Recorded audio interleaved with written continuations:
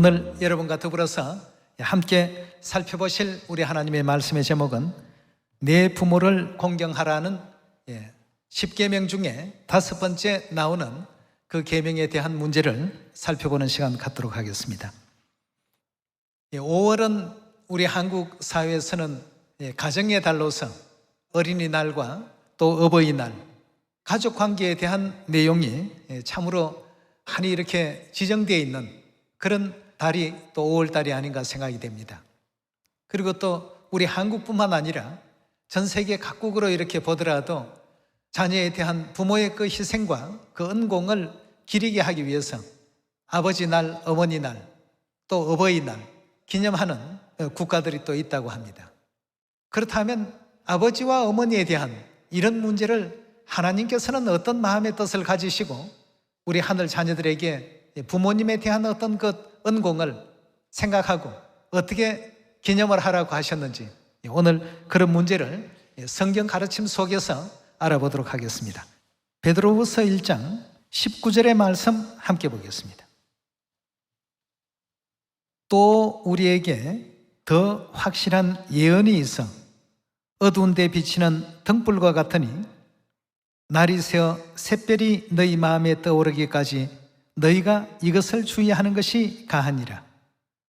먼저 알 것은 경외 모든 예언은 사사로이 풀 것이 아니니 예언은 언제든지 사람의 뜻으로 난 것이 아니요 오직 성령의 감동하심을 입은 사람들이 하나님께 받아 말한 것임이니라 하고 했습니다. 디모데후서 3장 15절의 말씀 함께 보겠습니다. 또 내가 어려서부터 성경을 알았나니 성경은 능히 너로 하여금 그리스도 예수 안에 있는 믿음으로 말미암아 구원에 이르는 지혜가 있게 하느니라. 모든 성경은 하나님의 감동으로 된 것으로 교훈과 책망과 바르게 함과 의로 교육하기에 유익하니 이는 하나님의 사람으로 온전케 하며 모든 선한 일을 행하기에 온전케 하려 함이니라 하고 했습니다. 여기에서 우리가 주목해야 될 부분은 이 성경의 기록은 사람의 뜻에 의해서 기록된 글이 아니다라는 이 점을 성경은 강조하고 있습니다. 이 성령, 즉 하나님의 뜻으로 기록된 글이라는 뜻 아니겠습니까? 그렇다면 이 성경을 잘 바라보게 되면 하나님께서 부모 공경에 대한 문제를 어떻게 설명하고 계신지를 우리 모두가 또 이해할 수 있지 않겠습니까? 그렇다면 오늘 이 성경 속에서 내 부모를 공경하라고 하신 이 문제에 대해서 확인을 한번 해보도록 하겠습니다. 출애굽기 20장 12절의 말씀 보겠습니다. 내 부모를 공경하라. 자, 여기 지금 부모에 대해서 어떻게 하라고요?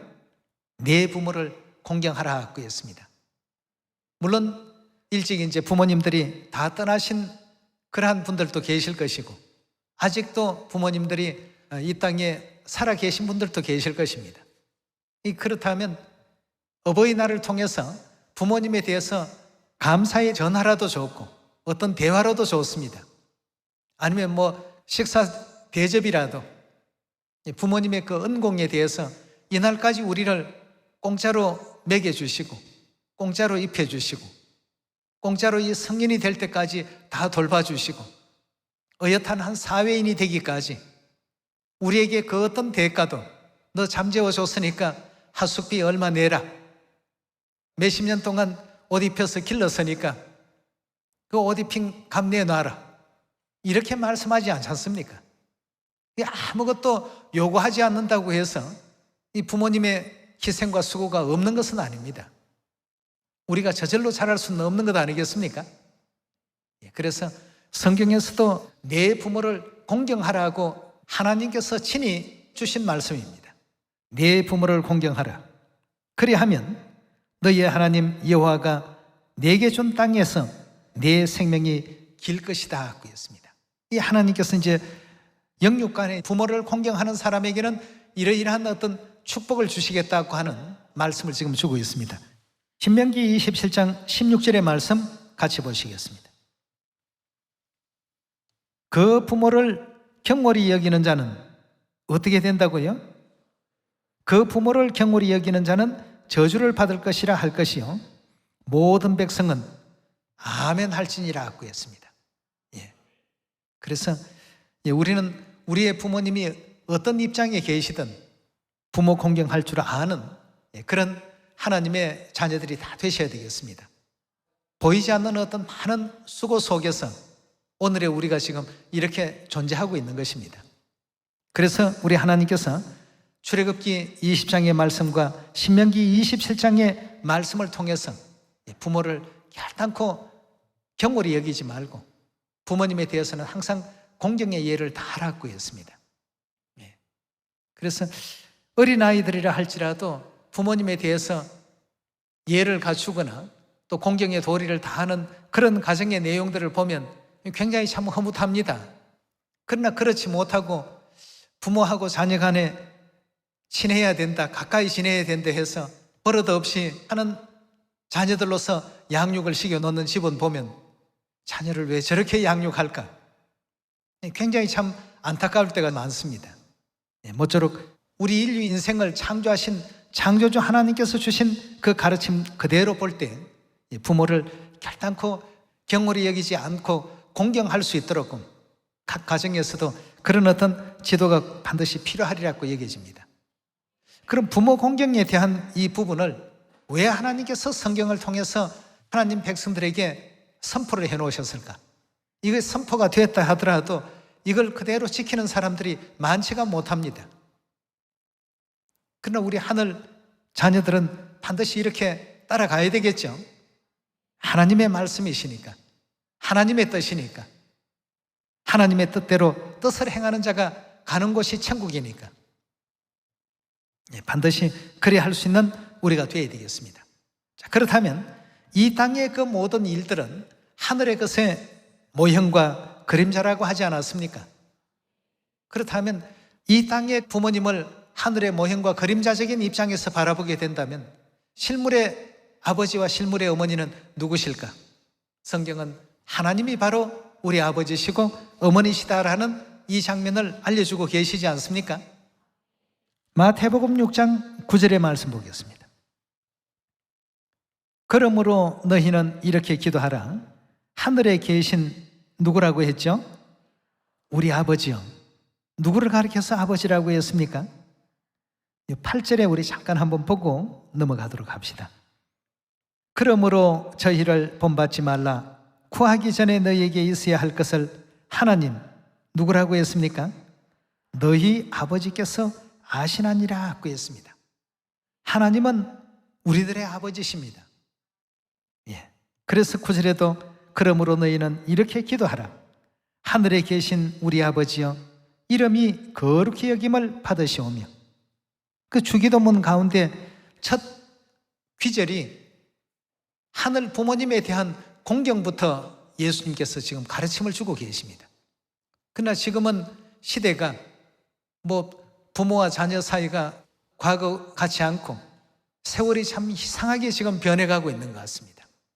그러나 부모님은 하늘 같은 존재예요. 항상 공경의 어떤 대상이 되어야 되겠습니다. 물론 가까이 하시고 친하시고 마음의 거리를 멀리 두라는 것은 절대 아닙니다.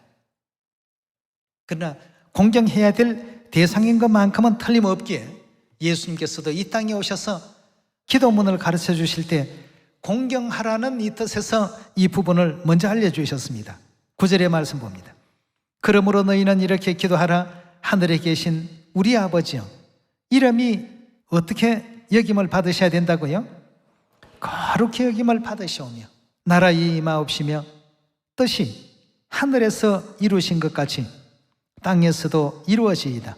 오늘날 우리에게 일용할 양식을 주옵시고 우리가 우리에게 죄 지은 자를 사하여 준 것 같이 우리 죄를 사하여 주옵시고 우리를 시험에 들게 마옵시고 다만 악에서 구하옵소서.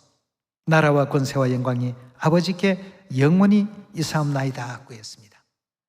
자, 기도문을 가르쳐 주실 때 어떠한 마음가짐으로 아버지로서 그 하나님께 우리가 격려의 어떤 그 마음을 다해야 되는지에 대해서 알려주셨습니다. 이 땅에 계신 부모님에게도 잘 하셔야 됩니다만 그 부모님의 부모님 또 그 부모님의 부모님을 거슬러 올라가게 되면 우리의 참 부모님은 영원하신 하나님 아버지와 하나님 어머니 아니시겠습니까? 히브리서 우리 12장도 한번 열어봅시다. 12장 8절입니다. 징계는 다 받는 것이거늘 너희에게 없으면 사생자요 참마들이 아니니라. 9절입니다. 또 우리의 육체의 아버지가 우리를 징계하여도 공경하였거늘 하물며 모든 영의 아버지께 더욱 복종하여 살려 하지 않겠느냐 구했습니다. 자, 여기도 지금 하나님은 우리의 뭐라고 되어 있습니까? 아버지시요 우리의 부모님이십니다. 그럼 당연히 우리가 아버지라고 부르니까 우리는 하나님과의 관계에서 자녀라는 입장에 자연스럽게 놓이지 않습니까? 예. 그 우리가 성령의 가르침인 성경을 통해서 계속 확인해 보도록 합시다. 고린도후서 6장 17절의 말씀 보시면 그러므로 주께서 말씀하시기를 너희는 저희 중에서 나와서 따로 있고 부정한 것을 만지지 말라. 내가 너희를 영접하여 너희에게 뭐가 된다고요? 아버지가 되고 너희는 내게 자녀가 되리라. 전능하신 주의 말씀이니라 하셨느니라 하였습니다. 이 내용을 보니까 하나님을 우리 부모님으로 우리는 하나님의 아들과 딸의 그 위치에 두셨다는 사실을 확인해 볼 수가 있겠습니다. 우리가 이런 어떤 내용을 보면 5월 가정의 달과 더불어서 하늘 가족에 대한 이 문제가 더 참 소중한 어떤 그 관계로서 이루어져야 된다는 사실을 다시 한번 확인해 볼 수가 있겠습니다. 하나님은 우리의 아버지시요 우리의 어머니시요 우리는 하나님의 그 자녀들이구나. 이 사실을 오늘 다시 한번 마음 깊이 또 확인도 하시고 육의 부모님들까지 잘 인도해서 영원한 천국에서 세세토록 영생과 복락을 함께 누릴 수 있게 된다면 뭐 이보다 더 큰 기쁨이 또 어디 있겠습니까? 그런 효도를 할 수 있는 우리 하늘 자녀들이 또 다 되셔야 되겠습니다. 자, 여기에 지금 하나님 아버지와 또 자녀의 관계에 대해서만 언급이 되어 있습니다만 갈라디아서의 말씀을 보면 우리에게는 아버지뿐만 아니라 어머니도 계신다는 사실을 증명하고 있습니다. 4장 26절의 말씀 보시면 오직 위에 있는 예루살렘은 자유자니 누구시라고요? 우리 어머니라 하였습니다. 27절의 말씀을 연이어 보시면 기록된 바 잉태치 못한 자여 즐거워하라 그렇지 못한 자여 소리질러 외치라 이는 홀로 사는 자의 자녀가 남편 있는 자의 자녀보다 많음이니라 하였으니 형제들아 너희는 이삭과 같이 약속의 자녀라 하고 했습니다. 우리는 이삭과 같은 약속의 자녀입니다. 그러나 그때의 육체를 따르는 자가 성령을 따르는 자를 핍박한 것 같이 이제도 그러하도다. 그러나 성경이 무엇을 말하느뇨? 계집종과 그 아들을 내어 쫓으라. 계집종의 아들이 자유하는 여자의 아들로 더불어 유업을 얻지 못하리라 하였나니라. 그런즉 형제들아 우리는 계집종의 자녀가 아니요 누구의 자녀라고요? 자유하는 여자의 자녀니라 하고 했습니다. 자유하는 여자는 갈라디아 4장 26절에 누구라고 되어 있죠? 우리 어머니라 하고 우리 어머니의 자녀라 하고 이렇게 성경은 분명하게 말하고 있습니다.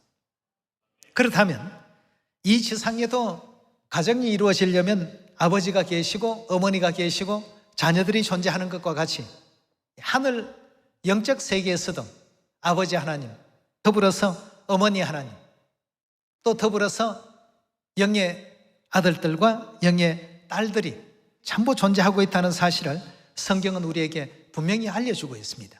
좀 전에 우리가 베드로후서 1장 19절에서부터 보았던 그 내용의 말씀 속에 이 성경은 사람의 뜻으로 낸 것이 아니고 성령의 뜻으로 즉 하나님의 뜻으로 이 성경이 기록이 됐다고 했습니다. 그렇다고 한다면 성경에서 하나님께서 어머니 하나님을 언급하고 설명하시는데 어머니 없다 이렇게 얘기하는 그 교인들이나 없다라고 이렇게 잘못 믿고 있는 사람들은 구원에 이를 수가 있겠습니까? 하나님의 그 말씀을 잘못됐다라고 부인하고 있으니까 당연히 천국에 들어갈 수 있는 자격에서 배제될 수밖에 없습니다. 여러분들이 너무나도 잘 아시는 마태복음 7장의 말씀을 보시면 하늘에 계신 아버지의 뜻대로 행하는 자라야 천국에 들어가리라, 그렇게 말씀하지 않았습니까? 그런데 어머니 있다고 분명히 알려주시는데도 아이고 우리 어머니는 못 믿겠습니다 하고 외면하고 거절한다면 그건 틀림없는 하나님의 자녀가 아니라는 이 사실이 증명이 되고 입증이 되는 것입니다. 우리는 성령께서 알려주시고 일깨워주신 하늘아버지 또 하늘어머니, 그리스도 안사홍님과 새예루살렘 하늘어머니에 대한 이와 같은 믿음을 결단코 또 잃지 않는 여러분과 제가 꼭 되셔야 되겠습니다. 창세기서 1장 26절의 말씀 보도록 하겠습니다.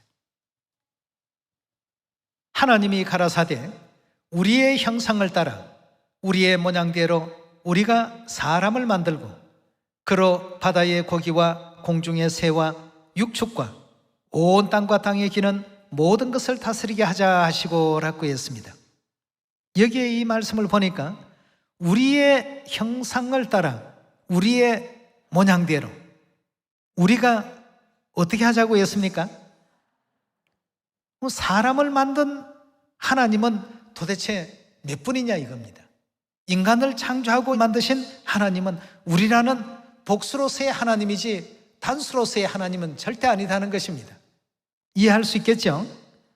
우리가 사람을 만들고 그로 바다의 고기와 공중의 새와 육축과 온 땅과 땅에 기는 모든 것을 다스리게 하자 하시고 하나님이 자기 형상 곧 하나님의 형상대로 사람을 창조하시되 누구를 창조했다고요? 남자와 여자를 하나님의 형상 그대로 창조했습니다. 그럼 하나님의 형상에는 남성적인 형상을 가지신 하나님과 여성의 형상을 가지신 하나님이 있기 때문에 우리라는 그 표현을 사용할 수 있었던 것입니다.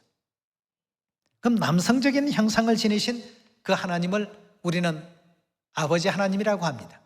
또 여성적인 형상을 지니신 하나님을 우리는 누구라 당연히 불러야 되겠습니까?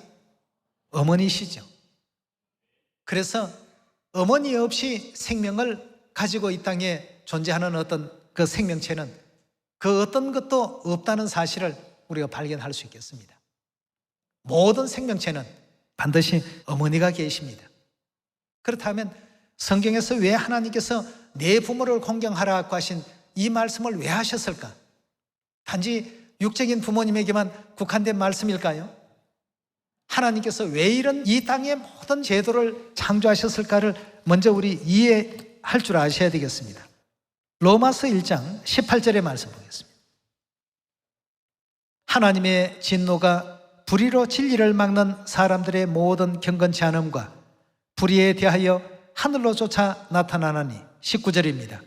이는 하나님을 알만한 것이 저희 속에 보임이라. 하나님께서 이를 저희에게 보이셨나니라. 창세로부터 그의 보이지 아니하는 것들 곧 그의 영원하신 능력과 신성이 그 만드신 만물에 분명히 보여 알게 된다고 했습니다. 하나님께서 지상의 가족 제도를 만들어 두신 것도 보이지 않는 하나님의 그 신성을 어떻게 하기 위한 것입니까? 전부 나타내고자 하시는 뜻이 그 속에 포함이 되어 있는 것입니다.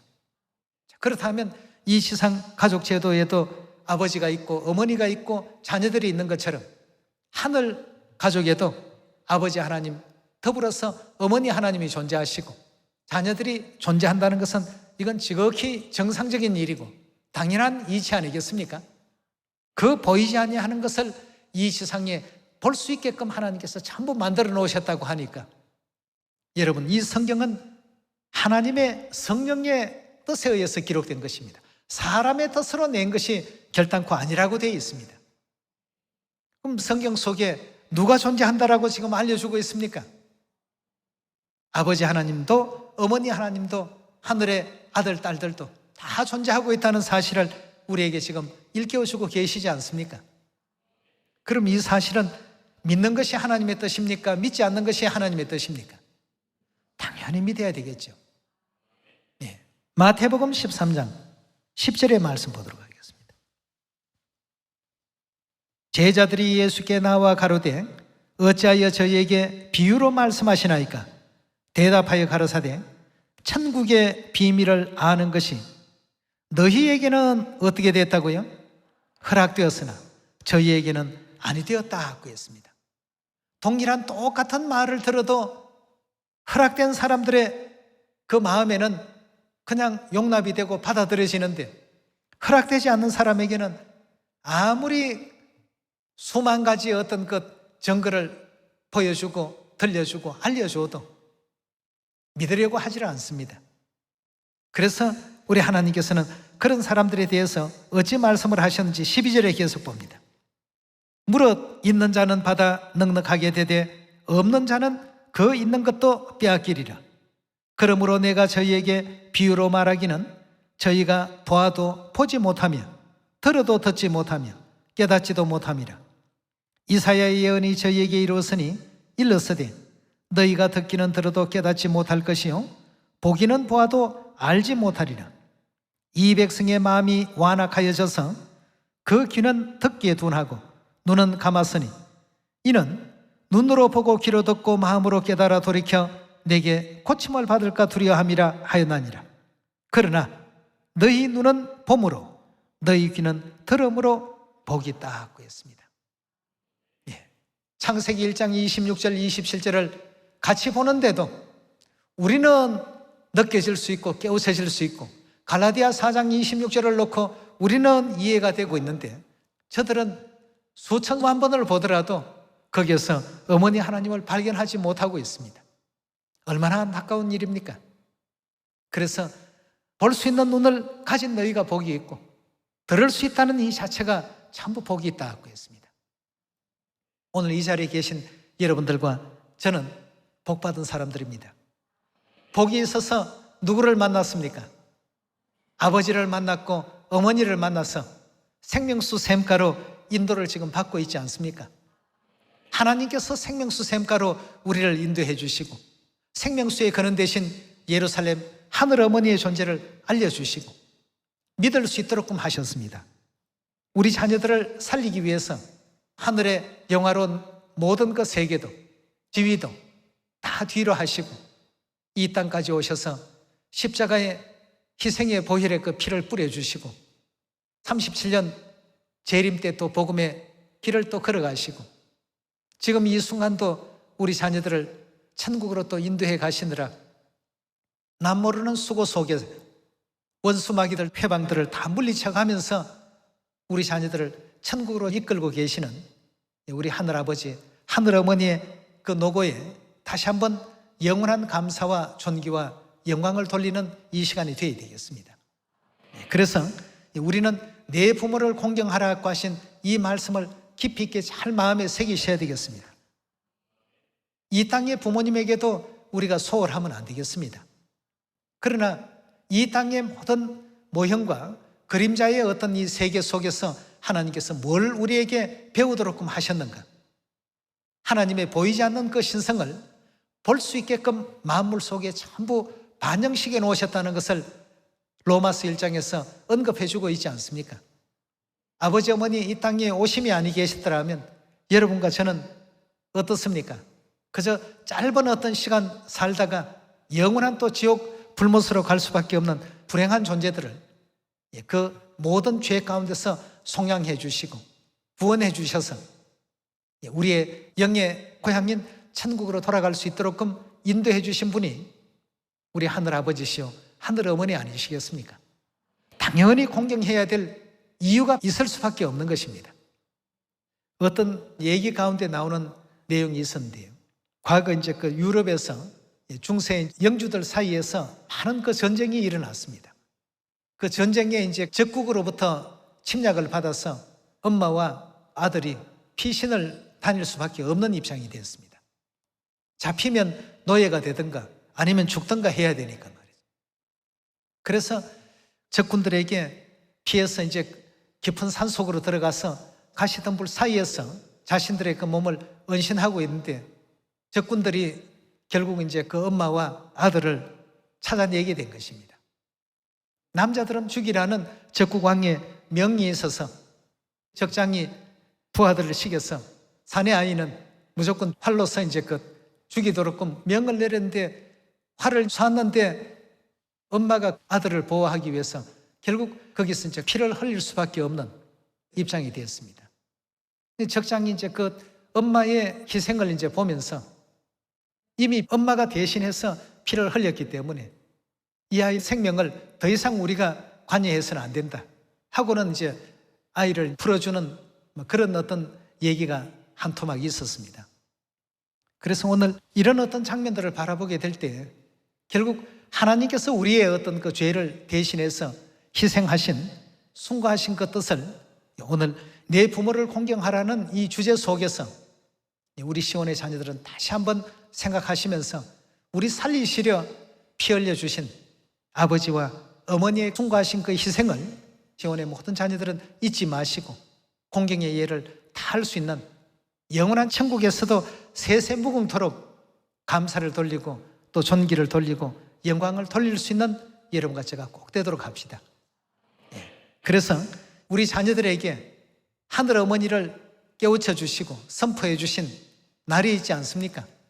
우리 하늘 어버이날, 이 날을 통해서도 아버지 어머니께 더 감사와 존귀와 영광을 돌릴 수 있는 우리 시온의 모든 자녀들이 꼭 되시고 한 영혼도 아버지 어머니 품을 잃어버리지 않고 어디로 인도하시더라도 끝까지 따라서 천국 구원에 이룰 수 있는 여러분들이 꼭 되시기를 부탁드리겠습니다. 감사합니다. 복 많이 받으세요.